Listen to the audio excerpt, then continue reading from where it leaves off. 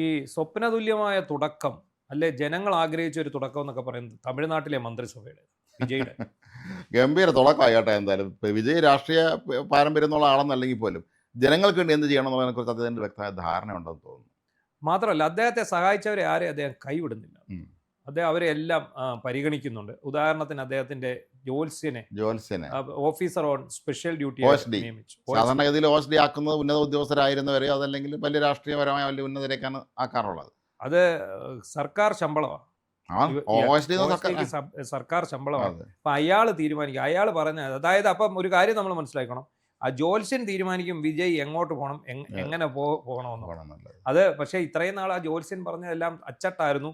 അതുകൊണ്ടാണ് ഇയാളെ വിശ്വസിച്ച് ഇയാള് കൂടെ കൊണ്ടുവന്ന് OSD ആക്കിയെന്ന് പറയും. അല്ല, മാത്രമല്ല ഈ വിജയകാന്ത്, നടൻ വിജയകാന്ത് ഉണ്ടല്ലോ, അദ്ദേഹം ധരിച്ചെങ്കിൽ അതിൻ്റെ ഭാര്യയോട് വിജയ് കാണിച്ച ഒരു ആദരവുണ്ടല്ലോ. സത്യപ്രതിജ്ഞ ചടങ്ങിൽ അവരെ ക്ഷണിച്ച് വരുത്തി അവരെ വളരെ റെസ്പെക്റ്റോട് അദ്ദേഹം പെരുമാറി. കാരണം വിജയ് ആദ്യം അഭിനയിച്ച സിനിമയിൽ നായകൻ വിജയകാന്തായിരുന്നു. വിജയകാന്ത് അന്ന് അദ്ദേഹത്തെ ഒരുപാട് പ്രോത്സാഹിപ്പിച്ചിരുന്നു പോലും. അപ്പോൾ ആ ഒരു സ്നേഹം എപ്പോഴും വിജയകാന്തിനോട് ഉണ്ടായിരുന്നു. ഇപ്പൊ ഇന്നലെ വന്ന ഒരു വീഡിയോ അത് ഗംഭീരമാണ്. അതാണ് നമ്മളെ രോമാഞ്ചം കൊള്ളിക്കുന്ന ഒരു വീഡിയോ. അത് കാണാത്തവരുണ്ടെങ്കിൽ ഇത് കണ്ടുപോകണം. അതെ, തമിഴ് ചാനലുകളിലൊക്കെ വന്നിട്ടുണ്ട്. അതായത് എവിടാണെന്ന് നമുക്കറിയില്ല, തമിഴായതുകൊണ്ട് വായിക്കാൻ പറ്റിയിട്ടില്ല. ഈ പോലീസ് ഉദ്യോഗസ്ഥർ കൂടിയിട്ട് ഗുണ്ടകളെ എല്ലാം വിളിച്ചു വരുത്തിയിട്ട് താക്കീത് കൊടുക്കുകയാണ്. അപ്പോൾ അവരോട് പറയുന്നുണ്ട് നിയമമെല്ലാം മാറി, ചട്ടമെല്ലാം ചേഞ്ച് ആയിരിക്കുന്ന നിയമമെല്ലാം മാറി. അതായത് ഈ ഗുണ്ടകളെ നേരിടാനുള്ള നിയമത്തിൽ മാറ്റം വരുത്തി തമിഴ്നാട്ടിൽ. അപ്പോൾ ഈ ഗുണ്ടകൾ എപ്പോഴും രാഷ്ട്രീയക്കാരുടെ ചട്ടുകങ്ങളാണ്. എല്ലാവർക്കും ഗുണ്ടകൾക്ക് രാഷ്ട്രീയ പ്രത്യേകിച്ചും. അപ്പോൾ അവരെ എല്ലാം വിളിച്ചു നിർത്തിയിട്ട് പറഞ്ഞു നിയമം മാറി, മര്യാദയ്ക്ക് ജീവിച്ചാൽ നിങ്ങൾക്ക് കൊള്ളാം, ഇല്ലെങ്കിൽ ഒറ്റ ഒരെണ്ണത്തിന് പുറത്ത് ഇറക്കത്തില്ല, ഒറ്റ ഒരെണ്ണം പുറം ലോകം കാണുകയില്ല, എല്ലാത്തിനെയും തൂക്കി അകത്തിടും, അടി കൊടുക്കേണ്ടവൻ അടി കൊടുക്കും, അടിച്ചൊതുക്കും എന്നതിൻ്റെ ശക്തമായ സൂചനയാണ്. നമ്മുടെ ഈ തമിഴ് സിനിമ സിംഗോ ഒക്കെ ഉണ്ടല്ലോ, അതിലൊക്കെ കഥാപാത്രങ്ങളെ പോലെയാണ്. അതെ, അതായത് ഒരു സിനിമ സ്റ്റൈലിലാണ് വിജയുടെ വരവ്. എല്ലാം അങ്ങനെ തന്നെ, ഒരു സിനിമയ്ക്ക് ഒരു തിരക്കഥ എഴുതി അതെ. അതായത് വിജയം മുതൽ ഈ പാർട്ടിയുടെ രൂപീകരണം, ഈ ഇലക്ഷനിൽ മത്സരിക്കുന്നു, അയാൾ വിജയിച്ച് ഭരണത്തിലെത്തുന്നു, അയാൾ മുഖ്യമന്ത്രിയാവുന്നു, അതിനുശേഷം അദ്ദേഹം ഈ സിനിമകളിൽ കാണുന്ന രീതിയിലുള്ള ഭരണം. മദ്യത്തിന്റെ നമ്മൾ കഴിഞ്ഞ ദിവസം ചർച്ച ചെയ്താണ്. 717 മദ്യശാലകളാണ് ഒറ്റയടിക്ക് അടിച്ചു. ഏറ്റവും കൂടുതൽ വോട്ട് നേടാൻ പറ്റിയ ഒരു കാര്യമാണ്. തമിഴ്നാട്ടിൽ ഏറ്റവും കൂടുതൽ സ്ത്രീകൾ വിഷമിക്കുന്നത് ഈ ഭർത്താക്കന്മാരുടെ മദ്യപാനവും അവിടെ നടക്കുന്ന അടിപിടി, കൊലപാതകം, ഇതൊക്കെയാണ് അവിടുത്തെ വിഷയം. അങ്ങനെ ഇരിക്കുമ്പോഴാണ് ഈ ഘട്ടം ഘട്ടമായിട്ടാണ് ഈ 717 മദ്യശാലകൾ ചട്ടത്തിന്റെ പിൻബലത്തോടെ, അതായത് നിയമത്തിന്റെ പിൻബലത്തോടെ അടച്ചുപൂട്ടുന്നത്. അപ്പോൾ അതിനൊപ്പം തന്നെയാണ് പറയുന്നത് മൊത്തം പോലീസ് ഗുണ്ട റാക്കറ്റ് ഉണ്ട്. അതുകൊണ്ട് അത് പറയുന്നുണ്ടല്ലോ, ആ റാക്കറ്റും ഗുണ്ടകളെ ഇല്ലാതാക്കും. പുള്ളി പറഞ്ഞിരിക്കുന്ന കൃത്യമായിട്ട് പോലീസ് കൊടുത്തിരിക്കുന്ന നിർദ്ദേശമാണ്, ആ ഗുണ്ടകൾക്കെതിരായ നിയമം അവിടെ നടപ്പാകും. ഈ നിയമം നടപ്പായി കഴിഞ്ഞാൽ ഒറ്റ ഒരുത്തനും രക്ഷ ഉണ്ടാവില്ല എന്നുള്ളതാണ്. അത് ഈ ജയലളിത മുഖ്യമന്ത്രിയായിരുന്ന സമയത്ത് അന്ന് എനിക്ക് തോന്നുന്നു ചെന്നൈ പോലീസ് കമ്മീഷണർ ആയിരുന്നു വിജയകുമാർ, വീരപ്പന കൂടിയ വിജയകുമാർ. അദ്ദേഹം അവിടെ കമ്മീഷണർ മറ്റായിരുന്ന സമയത്ത് ഇതുപോലെ ഈ ഗുണ്ടകളെ എല്ലാം അടിച്ചമർത്തിയിട്ടുണ്ടായിരുന്നു. ഒരുപാടെണ്ണത്തിന് അടിച്ചമർത്തി അവരെ ചെന്നൈ നഗരത്തിൽ അടക്കി വാണിരുന്ന സകലവിധ ഗുണ്ടാതക്കന്മാരെയും റെഡിയാക്കിയിരുന്നു. അപ്പോൾ അതുപോലെ ജയലളിതയെ സംബന്ധിച്ചിടത്തോളം നമുക്ക് ഒരു കാര്യത്തിന് ജയലളിതയെടുത്ത് പല കാര്യങ്ങളും നമുക്ക് യോജിപ്പുണ്ടെങ്കിൽ പോലെ ഒരു കാര്യത്തിന് സമ്മതിക്കണം, ഭയങ്കര ബോൾഡാണ് ജയലളിത. അതെ, തൻ്റെ ഇടത്തിൻ്റെ കാര്യത്തിൽ ഒരു വിട്ടുവെച്ചും ചെയ്യില്ല. അസാമാന്യമായ തൻ്റെ ഇടം അവർക്കുണ്ടായിരുന്നു. കാഞ്ചി കാമകോടി ഇവിടെ മറ്റേ ജയേന്ദ്രനാഥ സരസ്വതി സ്വാമിയെ അറസ്റ്റ് ചെയ്യാൻ നമ്മുടെ നാട്ടിൽ ഒരു മുഖ്യമന്ത്രിക്കും സാധിക്കില്ല. ബന്ധപ്പെട്ട കൊലക്കേസ്. അതെ, അപ്പൊ അന്ന് അത് പിടിച്ചെന്ന് പറഞ്ഞ് ഭയങ്കര വേളമായി. എന്നാൽ DMK ഒക്കെ എതിരെ വന്നു. ഇവിടെ ഇപ്പൊ സംഭവിച്ചിരിക്കുന്നത് എന്താ, ഇദ്ദേഹം വന്നു, അധികാരമേറ്റു, വളരെ സിനിമാ സ്റ്റൈലിൽ തന്നെ. ഓർക്കണം, നമ്മള് സ്റ്റാലിന്റെ വീട്ടിൽ പോയിരിക്കും, എതിർകക്ഷിയാണ്. അദ്ദേഹം സ്റ്റാലിന്റെ വീട്ടിൽ പോയി അദ്ദേഹത്തെ വണങ്ങുന്നു, അദ്ദേഹത്തിൽ നിന്ന് നിർദ്ദേശങ്ങളും ഏറ്റുവാങ്ങുന്നു, അദ്ദേഹം കുറച്ച് നിർദ്ദേശങ്ങൾ കൊടുക്കുന്നു, അതെല്ലാം ഏറ്റുവാങ്ങിയപ്പോൾ പുള്ളി അവിടെ രാഷ്ട്രീയം മാറ്റിവെച്ചു, മനുഷ്യത്വപരമായ സമീപനം സ്വീകരിച്ചില്ല. അതാണ് നല്ലത്. കാരണം ഈ സ്റ്റാലിൻ സർക്കാർ വിദേശ രാജ്യങ്ങളിൽ പോയി ഒരുപാട് കാര്യങ്ങൾ, അവിടെ ഫാക്ടറി തുടങ്ങാൻ ഒരുപാട് കാര്യങ്ങൾ ചെയ്തു വെച്ചിട്ടുണ്ട്. അതിന്റെ തുടർച്ച വരുത്തണം. അദ്ദേഹം പറഞ്ഞ എന്താ, ഞങ്ങൾ തുടങ്ങി വെച്ചതിന്റെ ബാക്കി നിങ്ങൾ ചെയ്യണം എന്നാണ്. അല്ല, മറ്റോ തുടങ്ങി വെച്ചു എന്നുള്ളത് ഞാൻ അതിന്റെ മുടക്കം എന്നുള്ള CPM ലൈൻ ഉണ്ടല്ലോ, അങ്ങനെ മുടക്കം എന്ന് പറയാൻ പറ്റില്ല. ഇപ്പം കൊച്ചി മെട്രോയും പ്രധാനപ്പെട്ട എല്ലാം ഉമ്മൻചാണ്ടി തുടങ്ങി വെച്ചത് ഇഞ്ഞൊക്കെ ഇവരങ്ങ് കണ്ടിന്യൂസിന്റെ ക്രെഡിറ്റ് അവകാശപ്പെട്ടേ ഉള്ളൂ. അല്ല, ഈ വിജയ് ഇപ്പോഴും സഞ്ചരിക്കുന്നതും വരുന്നതും പോകുന്നതും എല്ലാം സിനിമാ ശൈലി ആണ്. എല്ലാം പുള്ളി മൊത്തം കോട്ട് സൂട്ടും ഒക്കെ ഇട്ട് പോകത്തുള്ളൂ. ആ സിനിമയിൽ കാണുന്നത് എങ്ങനെയോ അതേ രീതിയിലാണ് പുള്ളിയുടെ ഇന്ത്യയിലെ ഒരു മുഖ്യമന്ത്രി ഈ കോട്ടൊക്കെ ഇട്ട് നടക്കുന്ന സംഭവമാണ്. ആ രീതിയിലാണ് മുന്നോട്ട് പോകുന്നത്. അതുപോലെ ഇനി അവിടെ ഒരു ജനപ്രിയ തീരുമാനം വരേണ്ടത് ഈ ദുരഭിമാന കൊലയുണ്ട്. തമിഴ്നാട്ടിൽ വ്യാപകമാണ്. ഏറ്റവും വലിയ സംഭവമാണ് ഈ ദുരഭിമാന കൊല. ഈ ദുരഭിമാന കൊലയ്ക്കെതിരെയുള്ള കർശന നടപടികൾ അവിടെ വരേണ്ടതായിട്ടുണ്ട്. കാരണം അവിടെ ഒരു മയവും ഇല്ലെന്നുള്ള ആ ഒരു കാര്യത്തിൽ ഒരു മയമില്ല. ഈ മാത്രമല്ല അറിയാമോ, ജാതി തെരുവുകളുണ്ട്, ജാതി അടിസ്ഥാന തെരുവുകളുണ്ട്. ഇന്ന് കന്യാകുമാരി ജില്ലയിൽ പോയ തെരുവുകളുണ്ട്. കന്യാകുമാരി ജില്ലയിൽ നമ്മളെ പ്രധാനപ്പെട്ട സ്ഥലങ്ങളിലൊക്കെ പോയാൽ അവിടെ ഓരോ ജാതിക്കാർക്കും ഓരോ തെരുവുണ്ട്. ആ തെരുവ് താമസിക്കുന്ന മുഴുവൻ ആ ജാതിക്കാരായിരിക്കും. നമ്മുടെ കേരളത്തിൽ നമുക്ക് സങ്കല്പിക്കാൻ പറ്റും. ഈ കന്യാകുമാരി ജില്ലയിൽ പോലും അത് ഉണ്ടെന്ന് പറയുമ്പോൾ തമിഴ്നാട്ടിലെ കന്യാകുമാരി ജില്ല കേരളത്തിൻ്റെ തിരുവിതാംകൂറിൻ്റെ ഭാഗമായിരുന്നാലും നമ്മൾ മലയാളികളാണ് അവിടെ ഉള്ളത് ഭൂരിപക്ഷം പേര്.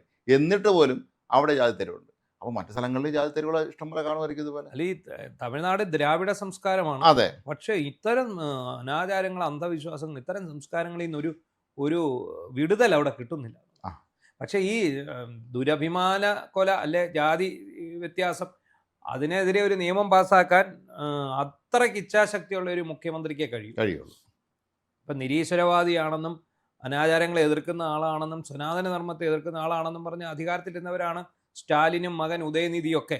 പക്ഷെ അവർക്ക് അങ്ങനെ ഒരു കർശനമായിട്ടുള്ള സ്റ്റാലിന്റെ ഭാര്യ ഇവിടെ ഗുരുവായൂർ ഒന്ന് ദർശനം നടത്തി. ഇവിടെ എന്താ ഗുരുവായൂരോ ഏതൊക്കെ ക്ഷേത്രങ്ങൾ വന്നു കേരളത്തിൽ അവർ വന്നിട്ട് പോയി. അതോ തളിപ്പറമ്പിൽ എവിടെയൊക്കെ അവർ വന്നിരുന്നു, രാജരാജേശ്വരി ക്ഷേത്രത്തിൽ എവിടെയൊക്കെ വന്നിരുന്നു. അപ്പോൾ ഈ നമ്മൾ ഇന്നലെ പറഞ്ഞാൽ അമ്മനെ ചർച്ച ചെയ്യേണ്ടാത്തതുകൊണ്ടാണ് ഈ യുക്തിവാദമൊക്കെ പറഞ്ഞിട്ട് ഇവരൊക്കെ ഭാര്യമാരെ പറഞ്ഞ അമ്പലത്തിൽ പറഞ്ഞേക്കുന്നതിന്റെ വേറെ പതിപ്പാണത്.